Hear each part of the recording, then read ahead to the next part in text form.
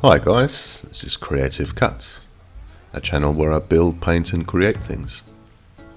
Now today's video came about in a bit of an unusual way.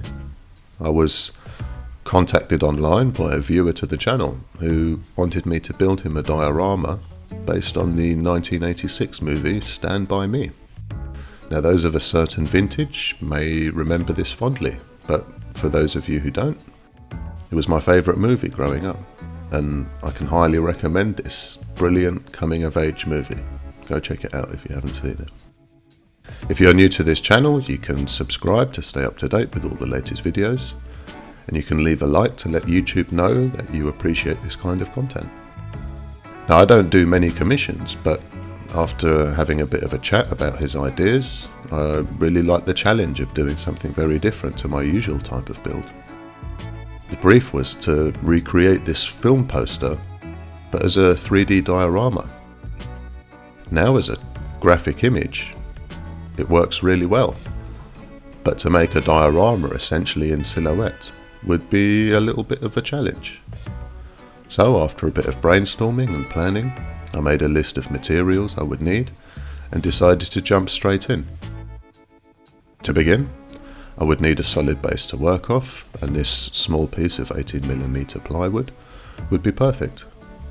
Solid, but with enough meat to get a few screws into it. Now I cut another piece to size to work as a backing board, onto which I could paint a background.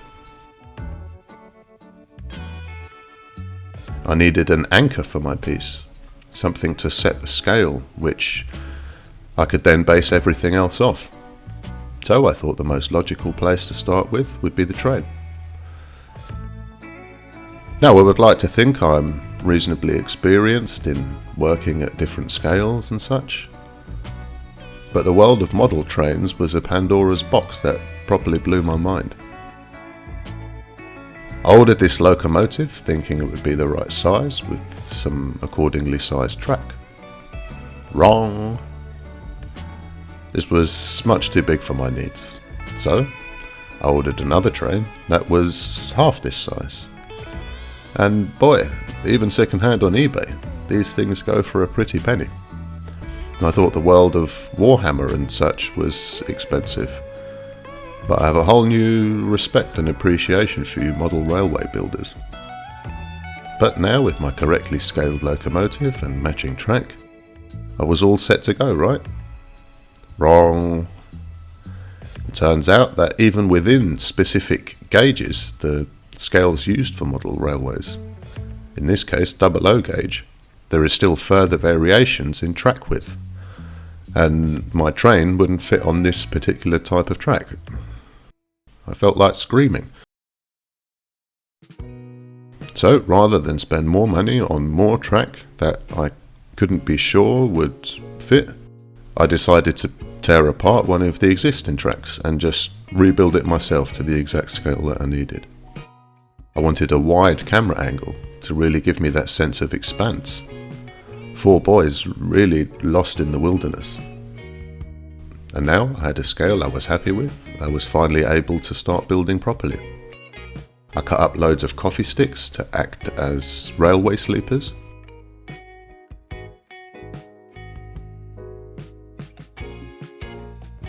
And then I measured out even spaces on a separate piece of wood that would act as the base of my bridge.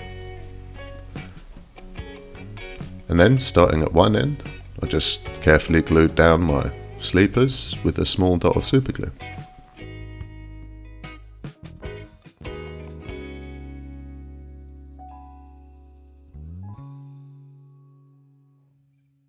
I then broke apart the track, which I had bought from eBay, and used the metal elements in my newly rescaled track.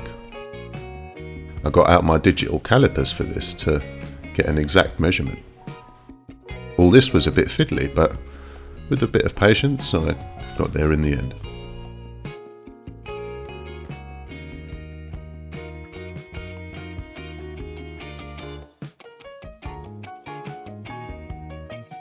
Next was the rest of the bridge. I laid out where I wanted my supports to go and cut a few small blocks to act as foundations for my bridge, and then glued these into place.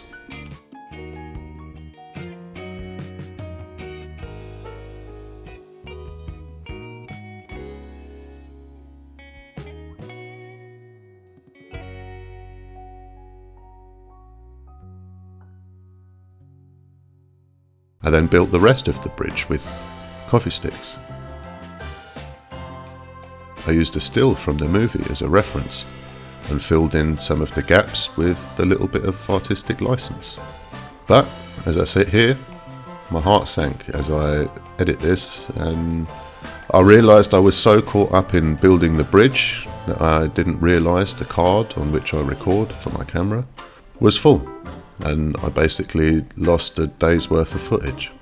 So apologies that you can't actually see the process of the bridge being built, but I guess it goes to show that getting lost in the moment is something that can happen to the best of us. But now with my bridge built, I could start working on some basic landforms that would represent the banks of my river. I mixed up some mashed up paper and plaster to create a modelling compound.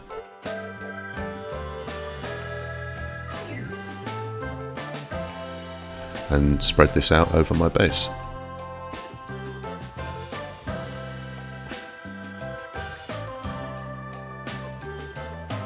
And while that was drying, I decided to work on my backdrop for the scene. I grabbed a thin piece of plywood and after a quick sand I gave it a coat of gesso. Now this takes me back to my art school days where I trained as a painter and where I really learned a lot about paint and how to properly prepare surfaces. I gave this several coats of gesso, sanding in between to give a really nice flat surface to paint on.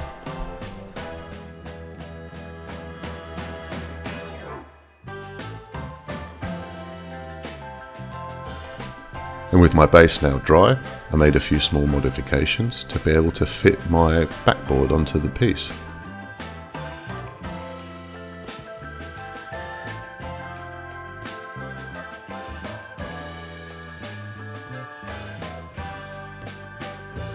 I also gave everything a solid coat of Mod Podge. This seals all the surfaces.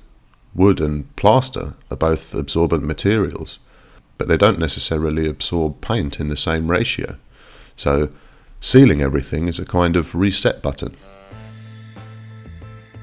And then I got out my paints and began to paint the backdrop. I wanted a really nice gradient of blues to signify that sort of twilight feel, but I wanted to go old school and use some oil paint. And not just any old oil paints, but for eagle-eyed viewers out there, you will have noticed that these are Michael Harding oil paints. In my opinion, some of the best quality paint you can buy. Super rich in pigment, and as a result, pretty expensive, but a little really does go a long way. Now, I remember a tutor at art school telling me about oil paints, as I was very familiar with acrylic paints, but had never really tried oils. He said acrylics are great, but if paint were cars, then oil paints are like a Rolls Royce. And when you use top quality oil paint, the richness and depth of colour is unmatched. I wasn't trying to achieve a super smooth blend at first, just putting some colour down really. The beauty of oil paints is that they stay wet for much longer, so that you have plenty of time to go back and work on it some more. The trick to smooth blending is to slowly work the colours into each other and then very lightly lay off any brush strokes, basically whipping over the surface and only barely touching it.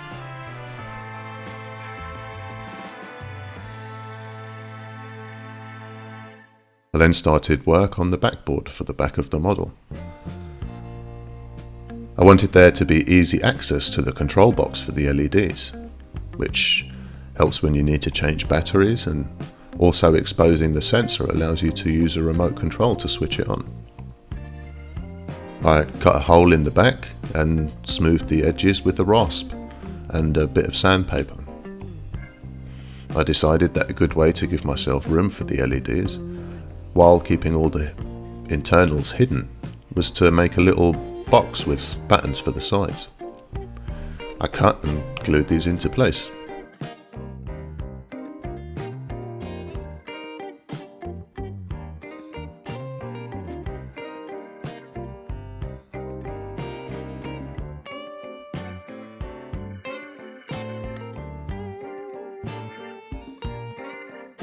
Once my base coat for my sky was dry, I decided to cut a big old hole in it.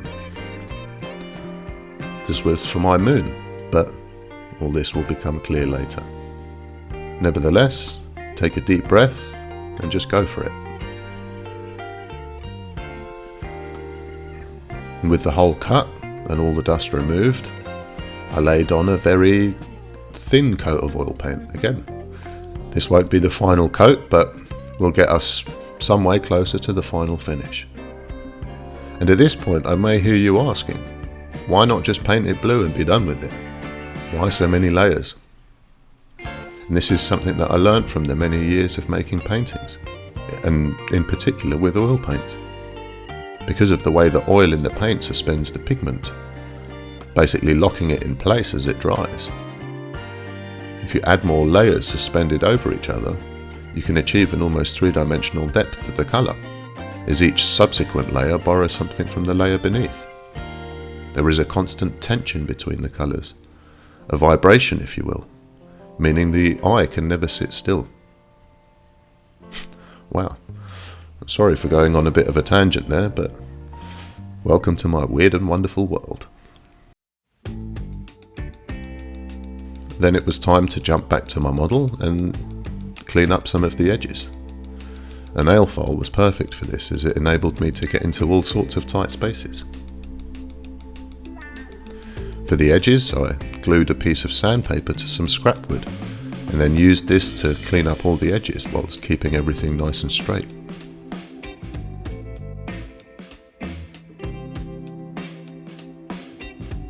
And then it was time to start spraying everything black. I grabbed a few cans of quality matte paint from my local art shop.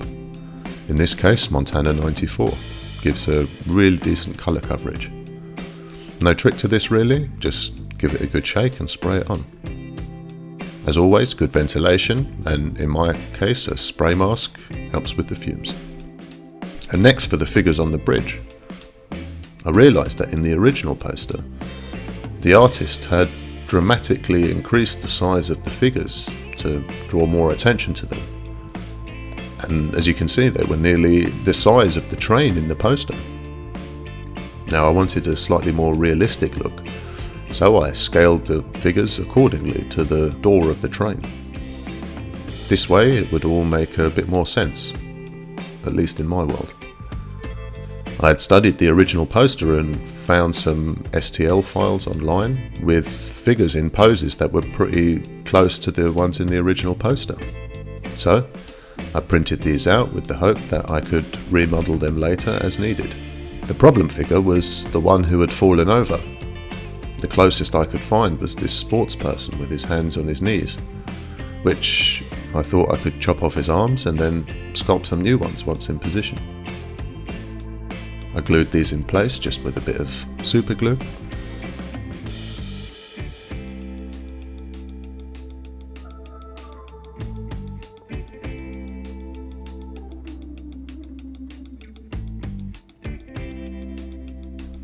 And then mixed up a little bit of Magic Sculpt, my favourite modelling putty by far. I rolled out tiny sausages and then slowly shaped these into place. I also made a little bag and strap, and also added a little jacket to another figure. The key to modelling at this small scale is to focus more on the overall shape rather than attempting to add any real fine detail. And next it was time to make up some trees. Lots of trees. So I grabbed some balsa dowels and poked holes into them with a sharp object.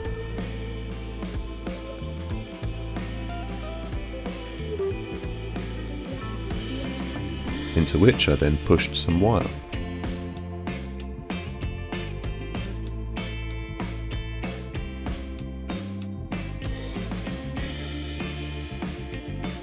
And then just rinse and repeat.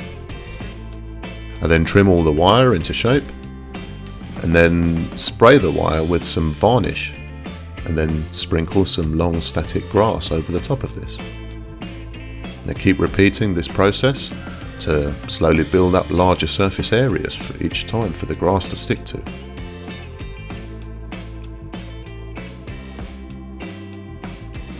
Now in this edit, it looks incredibly simple to just magically make lots of trees, but this, in all honesty, took ages. But 2 or 3 trees a night over a few nights meant that I had enough trees to give the look of a forest. They look lovely and green, but for this project they needed to be black. So out came the spray can, and I gave all the trees a couple of coats. To attach my trees, I drilled some holes in the base of the model and filled these holes with glue. I then firmly pushed the trees into the ground to make sure they're all seated well and hold solid. I also 3D printed some text, which was a request from the client. I put some double-sided tape on a piece of scrap wood to hold the letters in place, and then gave these a couple of coats of white. I also added some small bushes and shrubs. From memory, I think these ones came from Woodland Scenics, and a great little clump foliage, which is perfect at certain scales for bushes and such.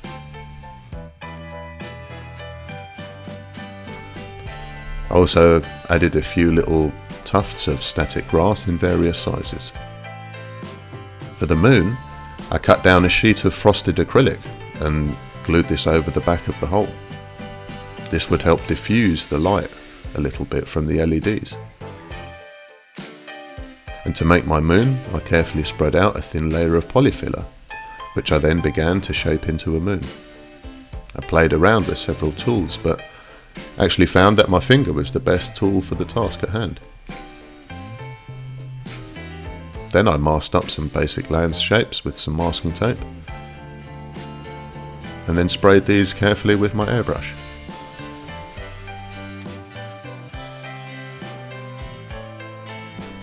And while I had my masking tape out, I also used this to line up my text. A small dot of glue is all that was needed, and a steady hand while placing.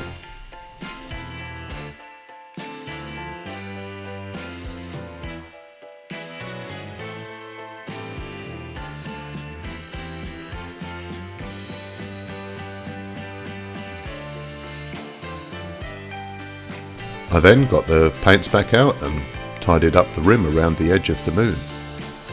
It was a little tricky to do this, as the colour changed as I got lower down the moon, but because I'd used a very limited palette previously, it was easy to recreate the recipes for the colour. I then painted in the visible area on the back of the model, ready to start installing the LEDs. I had drilled holes in various sizes through from the other side. Now it was just a case of adding an LED to each hole, followed by a blob of hot glue to hold it in place. Now once I'd glued all the stars in place, I took another piece of acrylic and glued the remainder of the LEDs onto this in a circle shape. Again, this all looks wonderfully quick in the edit, but in reality it's long enough to make your hand cramp. And then the moment of truth. Flip it round to see how it looks. Not bad at all. I'm very happy with how that turned out.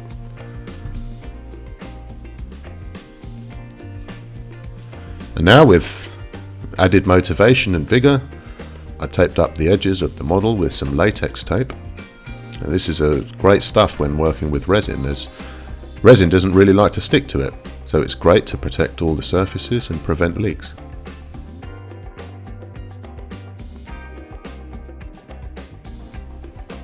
I then added a little silicone and dammed off my river with a piece of wood, ready for my resin pour. But before I poured any resin, I gave all the sides and the back a few coats of black.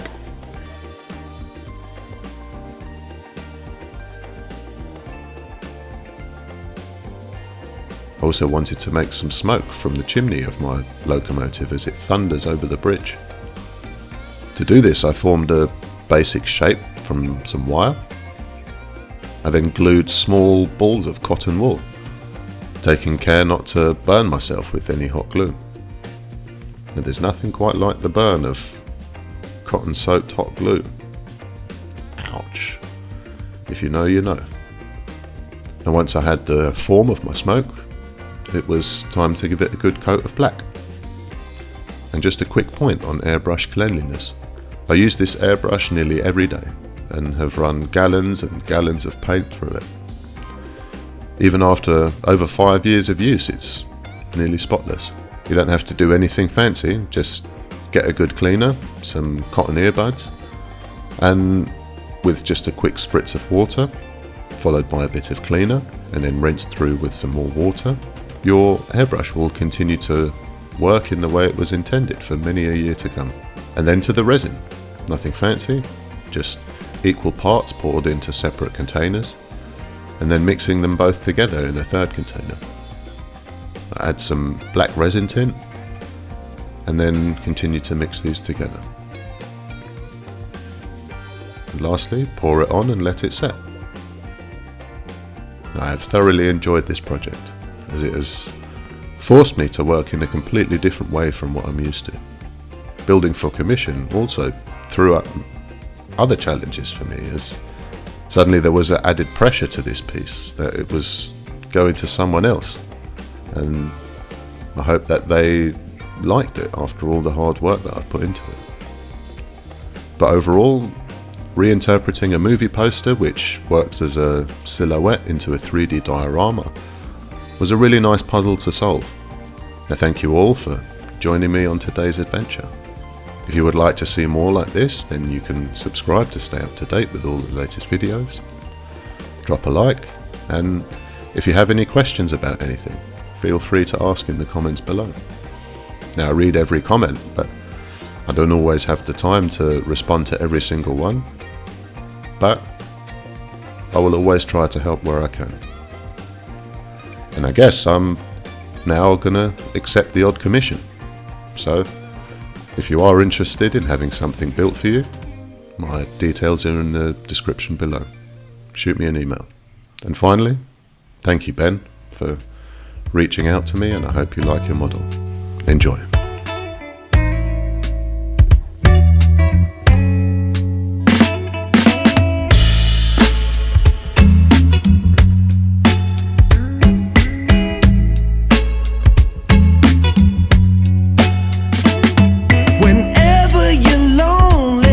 Just pick up the phone and call me. I'll be there. Girl, let me show you. You're my one and only, like I told you.